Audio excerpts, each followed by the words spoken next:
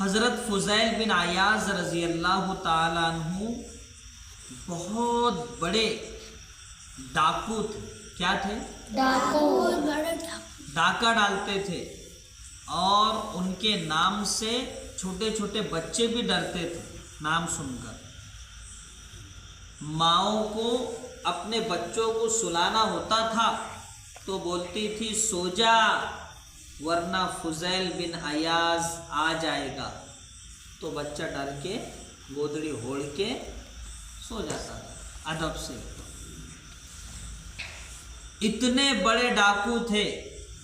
ایک دن ڈاکہ ڈالنے کے لیے گھسے تو گھر والا تہجد کی نماز پڑھ رہا تھا، اور تہجد کی نماز پڑھتے پڑھتے ایک آیت اس نے تلاوت کی، أَلَمْ يَأْنِ لِلَّذِينَ آمَنُوا أَن تَخْشَعَ قُلُوبُهُمْ لِذِكْرِ اللَّهِ، کیا ایمان والوں کے لیے اب بھی وہ وقت نہیں آیا ہے کہ اللہ کے ذکر کے لیے ان کے دل جھک جائے. جیسی انہوں نے یہ آیت سنی تو ان کے دل پر عجیب کیفیت طاری ہو گئی، اور انہوں نے اپنے دل سے کہا کہ فضیل کب تک یہ چلتا رہے گا، اور یہ کہہ کر دل ہی دل میں توبہ کر ڈالی، آج کے بعد کبھی ڈاکہ نہیں ڈالوں. پھر ان کے ساتھیوں سے کہا کہ اب میں تمہارے کام کا نہیں رہا، میرا راستہ اور منزل اب جدا ہو گئی، اب میں جو بھی کروں گا اللہ کو راضی کرنے کے لیے کروں. پھر جو چوری کیے تھے، ڈاکے ڈالے تھے، جس کے گھر سے چرائے تھے، ان سب کو لوٹا دی ان کی چیزیں، اور جن کی نہیں لوٹا سکے تو ان کی منت سماجت کر کے معافی شافی کیے. ایک یہودی اس نے کہا کہ میں تمہیں معاف نہیں کروں گا، میں ایک شرط پہ تم کو معاف کروں گا. تو حضرت فضیل بن عیاض رحمت اللہ علیہ نے کہا کہ بولیے کیا شرط ہے آپ کی، میں وہ پوری کروں گا انشاءاللہ. اس نے کہا کہ یہ سامنے جو پہاڑ ہے نا، تو اس پہاڑ کی جو مٹی ہے، یعنی پورا پہاڑ ہے، اس کو اپنی جگہ سے دوسری جگہ ڈال دو. ڈونگر، اب اتنا بڑا ڈونگر رہتا، اس کو آدمی اکیلا دوسری طرف ڈال سکتا کیا؟ مشکل ہے نا بھائی، ممکن یعنی بہت زیادہ مشکل ہے. پہاڑ ہے نا وہ تو، لیکن وہ تو اللہ والے بن چکے تھے. ٹوکرا لیے، پھاوڑا لیے، اور مٹی ڈالنے لگے.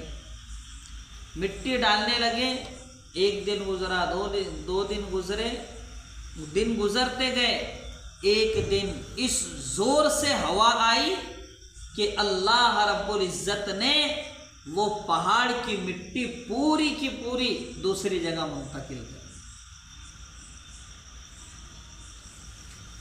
تو جب یہودی نے دیکھا تو وہ تو ہکا بکا رہ گیا، اور حضرت فضیل بن عیاض سے کہنے لگا کہ واقعتاً یہ چیز تو میں سوچ بھی نہیں سکتا تھا کہ پہاڑ اپنی جگہ سے ہل سکتا ہے.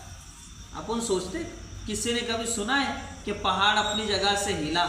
لیکن حضرت فضیل بن عیاض رضی اللہ تعالی عنہ کی توبہ میں اتنی تاثیر تھی کہ اللہ تعالیٰ نے اس کو ہلا دیا جگہ سے.